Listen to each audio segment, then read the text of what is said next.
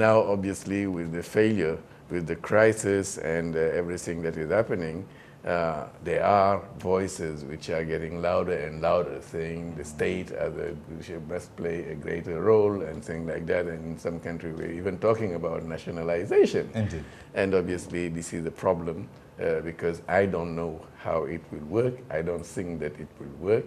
The state cannot do everything, and definitely greater intervention of the state will just end up crowding out the private sector, which should be generating wealth.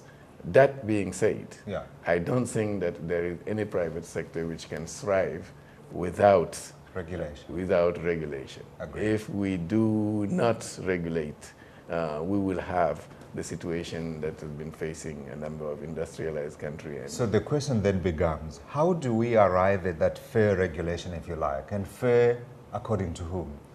I think that needs to be done on the basis of a dialogue.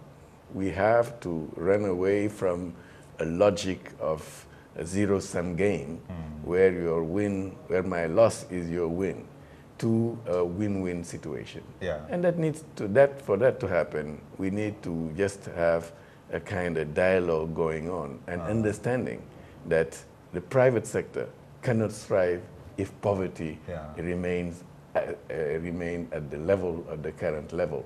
Therefore, it is in the interest of private sector to make sure that poverty alleviation does take place. Yeah. And therefore, government and private sector and the citizenry in general may have a common interest. So really what we're talking about here is getting both parties to try and work together, find common ground, and the common ground really is in trying to create a fairer society. Definitely. But from where we are in Africa and the kind of history that we have, I think I like the way Governor Lamido Sanusi of Nigeria put it, where he spoke about how we took a wrong turn 20 years ago. Turned left instead of turning right, and now we see some people trying to get there. But now, how do we get that balance right? I guess that's the question, isn't it?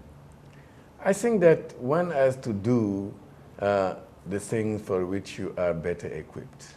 There are definitely, I don't see government should not be involved into running hotels. Right.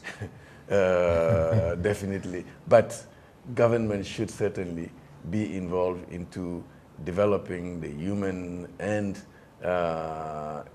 infrastructure, the human capital. Right. Because if you don't have those things right, then definitely you are putting into jeopardy your own development. And you cannot rely on the private sector to develop this infrastructure. Do you get any sense that African governments understand this and that there is an understanding that what you actually need is visionary leadership, not people who get into power and then want to keep power for the sake of power? Well, if they don't want to understand it, we have to organize ourselves to make sure that they do hear the voices of the people.